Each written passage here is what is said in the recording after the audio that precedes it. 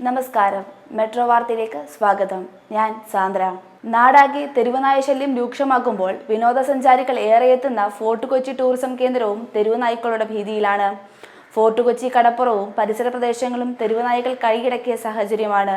വിനോദസഞ്ചാരികളും ആഭ്യന്തര സഞ്ചാരികളും ഉൾപ്പെടെ നൂറുകണക്കിന് ആളുകളാണ് ഫോർട്ട് കൊച്ചിയിലെത്തുന്നത്. രാവും പകലുമില്ലാതെ നായ്ക്കൂട്ടം വിലച്ച് നടക്കുകയാണിവിടെ. സഞ്ചാരികളുടെ ഇഷ്ടകേന്ദ്രമായ കടപ്പുറവും പരിസര പ്രദേശങ്ങളും നായ്ക്കൾ കൈയടക്കിയതോടെ ഇവിടെ എത്തുന്നവർ ഭീതിയിലാണ്. വിനോദസഞ്ചാരികളെ ഇവിടുത്തെ നായ്ക്കൂട്ടം ആക്രമിക്കുന്നതും പതിവാണ്. കഴിഞ്ഞ ദിവസം ഒരു വിദേശ വിനോദസഞ്ചാരിയെ നായ്ക്കൾ ആക്രമിക്കാൻ ശ്രമിച്ചിരുന്നു.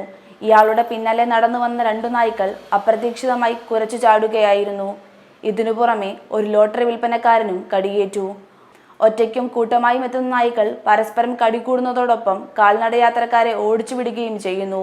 വിനോദസഞ്ചാര സീസണും ആഘോഷങ്ങളുമൊക്കെ അടുക്കുമ്പോൾ കടപ്പുറത്തെ തെരുവുനായ ശല്യം ജനങ്ങളിലും സഞ്ചാരികളിലും ഏറെ ഭീതി ഉണർത്തുന്നുവെന്നാണ് ചെറുകിട കച്ചവടക്കാരും ഹോം സ്റ്റേ അസോസിയേഷൻ ഭാരവാഹികളും അഭിപ്രായപ്പെടുന്നത്.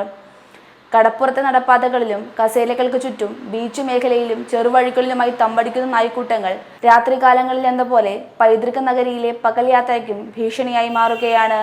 ന്യൂസ് ഡെസ്ക് മെട്രോ വാർത്ത.